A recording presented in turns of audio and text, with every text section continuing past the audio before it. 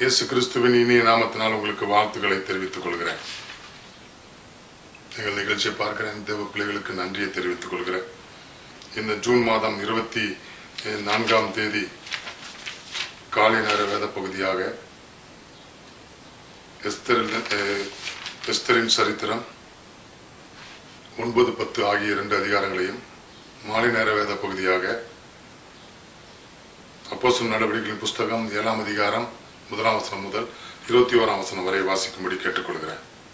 இந்த நாளுக்குரிய தியான பகுதியாக எஸ்தரின் சரித்திரத்தின் புஸ்தகம் 9ஆம் அதிகாரம் 4ஆம் வசனத்தை நான் உங்களுக்காக வாசிக்கிறேன். மொர்தெகாய் ராஜாவின் அரண்மனையில் பெரியவனாயிருந்தான்.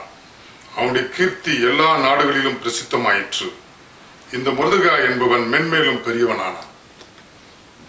இந்த எஸ்தர் ராஜாத்தியின் புஸ்தகத்துல எஸ்தர் முக்கியமான பாத்திரமாய் காணப்படுகிறார். அதற்கு அடுத்த போல மொர்தெகாய் ஊழியக்காரன் முக்கியமான பாத்திரமாய் காணப்படுகிறார். அதற்கு பிறகு ஆகாஸ்வேரு ராஜா, வஸ்தி, ஆமான் சத்ருவாகிய பிசாஸ், இவளை குறித்து தான் இந்த சரித்திரத்துல சொல்லப்பட்டிருக்கிறது.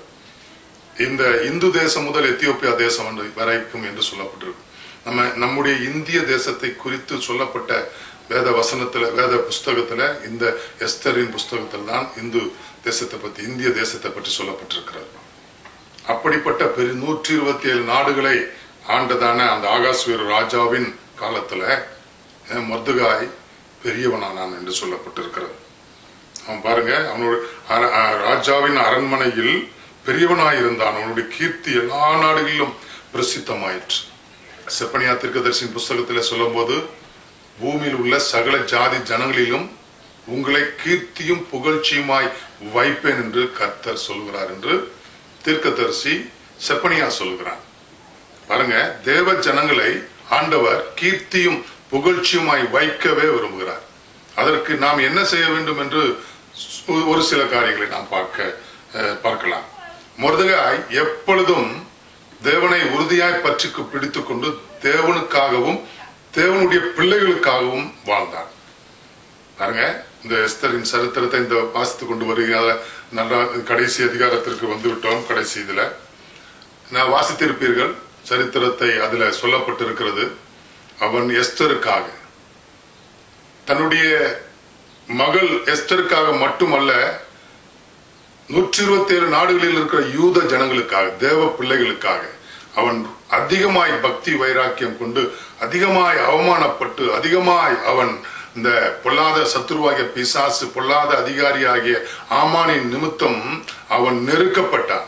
அந்த சூழ்நிலையிலையும் அவன் ரெட்டுடுத்தினவனாய், சாம்பலில் உருண்டு புரண்டு, வஸ்திரங்களை கிழித்து கொண்டு, அரண்மனைக்கு முன்னாலே உளுந்து கடந்து, தேவனுடைய நாமத்துக்கு மகிமை உண்டாகும்படியாக, தேவனுடைய மகன் என்பதை, ஊழியக்காரன் என்பதை நிரூபிக்கும்படியாக உண்மையும் உத்தமமாய் தேவனை நோக்கி பார்த்தான். தேவனை நோக்கி பார்த்தது மட்டுமல்ல, அநேகரை தேவனை ஆராதிக்கவும், தேவனை பணிந்து கொள்ளவும், தேவனுடைய வார்த்தைகளின்படி நடக்கவும் பண்ணினான் என்று சொல்லப்பட்டிருக்கு. அப்படி செய்தபடினாலே பாருங்க, அப்படி தீய காரியங்களை செய்து கொண்டிருக்கும் போது, ஒரு நாள் அவன் அரண்மனை முற்றத்தில் இருக்கும்போது அவன் சொல்லப்பட்டிருக்கிறது,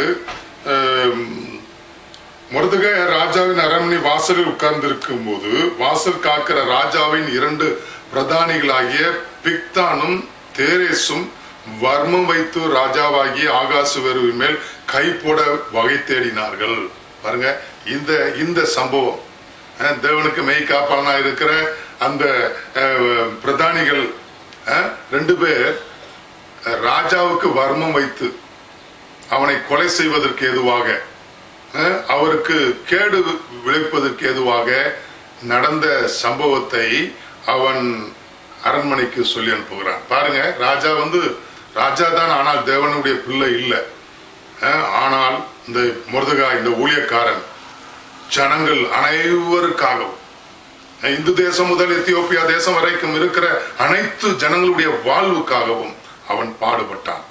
அவன் அப்படி ஜீவித்தபடினால அவன் செய்த காரியம், அதை விசாரிக்கும் போது அது உண்மை என்று கண்டு அவர்கள் 2 பேரையும் ராஜா கொன்று போட்டான், தூக்கில் போடப்பட்டார்கள் என்று வேதவசனம் சொல்லுகிறது.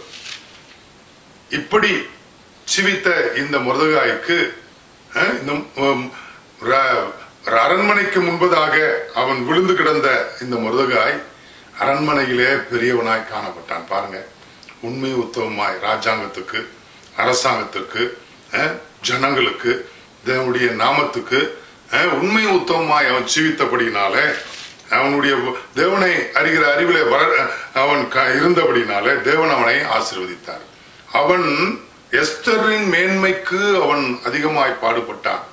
அது மட்டுமல்ல, எஸ்தரை ராஜாத்தி ஆக்கினது மட்டுமல்ல, யூத ஜனங்கள் முதல் இந்து தேசம் முதல் எத்தியோப்பியா தேசம் வரைக்கும் இருக்கிற 127 நாடுகளில் இருக்கிற யூதர்களை அழிப்பதற்கு ஆமான் திட்டமிட்ட, பிசாசு திட்டமிட்ட சூழ்ச்சியை மாற்றுவதற்கு அவன் காரணமாக இருந்தான் என்று சொல்லப்பட்டிருக்கிறான். அவன் இயற்றின அந்த சட்டத்தை, அந்த கட்டளையை அவன் காரியம் மாறுதலாய் முடியும்படியாக அவன் எஸ்தர் ராஜாத்தியை நடத்தினான் என்று அங்கே சொல்லப்பட்டிருக்கிறது. 2 நாளுக்கு முன்பதாக எஸ்தர் ராஜாத்தியை பத்தி பேசும்போது அவள் நான் செத்தாலும் சாகிறேன் என்று சொல்லி உபவாசித்து ஜெபித்தாள். ஏன் என்று கேட்டால் இந்த சட்டத்தை மாற்றுவதற்கு.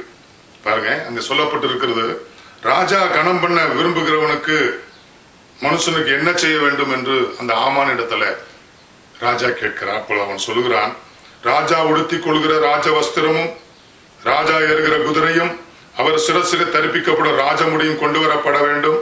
அந்த வஸ்திரமும் குதிரையும் ராஜாவுடைய பிரதான பிரபுகளில் ஒருவனுடைய கையில கொடுக்கப்பட வேண்டும். ராஜா கணம் பண்ண விரும்புகிற மனுஷனை அலங்கரித்த பின் அவனை குதிரையின் மேல் ஏற்றி நகர வீதியில் உலாவும்படி செய்து, ராஜா கணம் பண்ண விரும்புகிற மனுஷனுக்கு இப்படியே செய்யப்படும் என்று அவனுக்கு முன்பாக கூறப்பட வேண்டும் என்று அந்த ஆமான் சொன்னான். அவன் நினைத்தான் தன்னை காட்டிலும் மேலானவன் ஒருவனும் இல்லை என்பதை. ஆனால் அந்த இடத்துல மொர்தெகாயை கணம் பண்ண ராஜா விரும்பினார். ராஜா விரும்பி அவன் சத்ரு, மொர்தெகாய்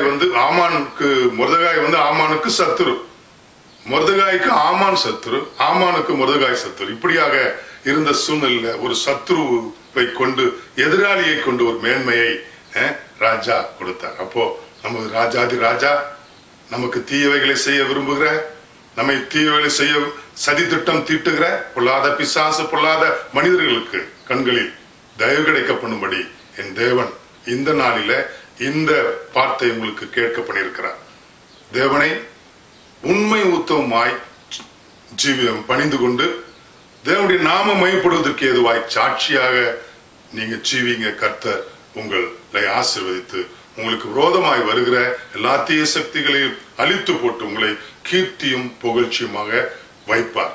செப்பனியா தீர்க்கதரிசன புஸ்தகம் 3ஆம் அதிகாரம் 20ஆம் வசனத்தில் சொல்லப்பட்டிருக்கபடி சகல ஜாதி ஜனங்களிலும் உங்களை கீர்த்தியும் புகழ்ச்சியுமாய் வைப்பேன் என்று கர்த்தர் சொல்லுகிறார் என்று சொல்லுகிறார். உங்களுக்கு அச்சபிக்கிறேன்.